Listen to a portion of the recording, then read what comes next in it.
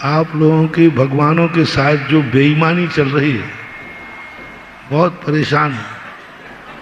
और फिर कहते हो कि हमारे भगवानों के मंदिरों में महाराज आजकल अतिशय नहीं है, ये नहीं है। आप देखो तो सही कितने बेईमान हो गए आप। बाजार में जाते हो तो मंदिर की द्रव्य कहते ही वो अलग डिब्बा रखा रहता है दुकानदार की। मंदिर के चावल, मंदिर की बादाम, खाने की बादाम वो अलग होती है, वो कितने रुपया किलो आती है, बहुत महंगी आती है, 40-38 रुपया 35 रुपया किलो। और चढ़ाने की बादाम अलग क्वालिटी की आती है। आप मंदिर की बादाम कहते ही वो अलग क्वालिटी की बादाम देगा। और खाने की बादाम अलग आती, लंबी चौड़ी होती, बहुत बड़ी कागजी बादाम। अब ये बेईमानी तुम चढ़ाते समय कर रहे हो। अब यही बेईमानी चावलों में करते हो। खाने के चावल अलग हैं और चढ़ाने के मंदिर के चावल, सब चीज मंदिर की द्रव्य दुकानदार अलग रखने लगे। अब तुम जब इतनी बेईमानी करोगे तो कल के दिन धर्म तुम्हारे साथ बेईमानी हो जाए तो कोई बड़ी बात नहीं। एक पंचकर्मा की व्यवस्था थी, बहुत पानी गिर गया तो पूजा की द्रव्य जो है भीग गई, चावल भीग गए। तो लोग मेरे पास आ गए कि महाराज जी वो पूजा की सामग्री रात में पानी गिर गया, भीग गया, तो क्या वे चावल हम पूजा में सुबह पूजा में ले सकते हैं क्या? हमने कहा नहीं, देखो रात में भीग गए होंगे पानी में, पानी लगते ही पर वो ठीक नहीं है, क्योंकि धान में पानी लगना और चावल में लगना ठीक नहीं है। ऐसा करो, अब मैंने सहज भाव में किया, मैंने कि आप लोगों के जो भोजनालय है वहाँ के चावल तो नहीं भीगे? बोले नहीं, वहाँ के चावल तो नहीं भीगे, सब ठीक है। तो ऐसा करो, जो मंदिर के चावल जो पंचकर्मा में आए थे वो तो ले लो वहाँ भात बनाने, चावल बनाने, और वो दे दो यहाँ पर सूखे सूखे। तो कमेटी मेरे एक दूसरे का मुंह देखने बोले महाराज जी, मैंने कहा भाई नहीं नहीं, दोष कुछ नहीं लगेगा, अपन तो बदले में दे रहे, दोष कुछ नहीं लगेगा। वो मंदिर के लिए आए थे तो कोई दोष नहीं लगा। तो फिर कुछ स्वभाव नहीं मानी, बाप मामला क्या है? बोलो महाराज जी वो चावल हम लोग खाएंगे। मतलब वो चावल खाएंगे हम लोग, ऐसा मोटा मोटा चावल, दाल चावल वो खाएंगे? तो मैंने कि मतलब क्या है? दोनों चावल जब हमने मंगाए तो हम स्तब्ध रह गए।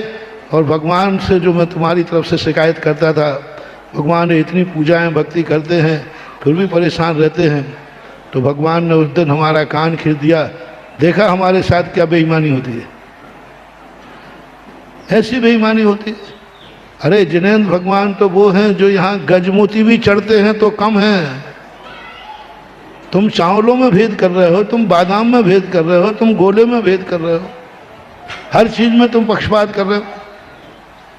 और हमारे यहाँ ये है कि गजमोती है तो गजमोती चढ़ाओ। खाने में और भगवान की सामग्री में भेद नहीं होना चाहिए। चढ़ाने का अर्थ है जो वस्तु हम अपने उपयोग में लेते हैं वही वस्तु हमें भगवान के लिए चढ़ाना चाहिए। जो चावल आप उपयोग में लेते हैं वही चावल, जो बादाम आप खाने में लेते वही बादाम चढ़ना चाहिए, दूसरी नहीं चढ़ना चाहिए। आप कम चढ़ाएं कोई बात नहीं, आप एक पूजा कम करें कोई बात नहीं। आप ज़्यादा चावल न चढ़ा के 2 चावल चढ़ा दीजिए ना, 2 काफ़ी है, आपकी शक्ति नहीं। तो हमने कहा ना कि यहाँ गजमोती भी कम है और यहाँ मक्के के दाने भी बहुत है। मक्का का दाना चढ़ाओ तो भी बहुत है, कोई जरूरत नहीं है, भगवान को तो खाना नहीं है। और गजमोती चढ़ाओ तो कोई बड़ी चीज़ नहीं चढ़ा दी, गजमोती कम है, ऐसे करना चाहिए। बहुत साल पहले ये ब्रह्मचर्य सेला चावल चल रहा था। सेला चावल का अर्थ है कि धान को पानी में भिगोया जाता है, इसलिए भिगोया जाता है जिससे वो चावल टूटता नहीं, और वो भात जैसा पक गया। अब वो मंदिर में चढ़ाने लायक नहीं है, जैनी को खाने लायक नहीं है, चौके के लायक नहीं। अब एक और नया चल गया, पानी में नहीं फुड़ते, वाष्पीकरण। पूरा साबुत धान को वाष्पीकरण करते हैं और वाष्पीकरण से वो अंदर का धान पक जाता है और उसके ऊपर छिलका हटा देते हैं और उस पर कलर मिला देते हैं, वो पीला, वो वाष्पीकरण के द्वारा बनाया जाता है। वो चावल भी आपके लिए रहने लायक नहीं है, साधु के खाने लायक नहीं है, जैन के लिए खाने लायक नहीं है। यानी बासी रोटी बासा भात जैसे अभक्ष हो जाता है, हाँ सकरा और अभक्ष हो जाता है, ऐसे ही बाष्प के द्वारा बने हुए चावल और पानी के सेला बना हुआ चावल दोनों चावल अभक्ष हैं। उन चावलों को चढ़ाने की अपेक्षा यदि चावल न चढ़ाएं तो अच्छा है। कोई जरूर नहीं कि चावल चढ़ाना चाहिए, नहीं चढ़ाना, हमारे पास नहीं है।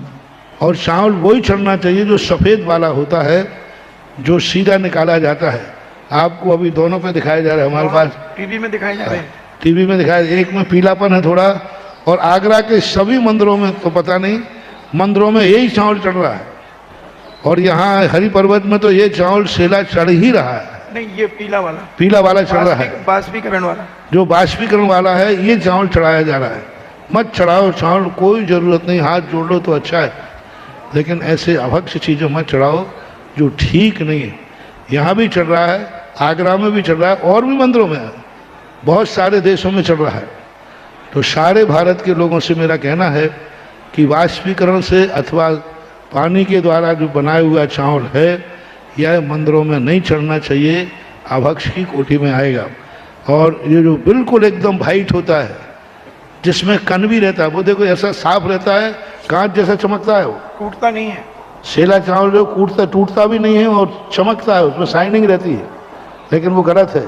इसमें कण भी रहता है और थोड़ा सा कमज़ोर भी रहता है, जल्दी टूटता है। तो ये चावल शुद्ध रहता है, जो वाइट वाला चावल है, दिखाओ।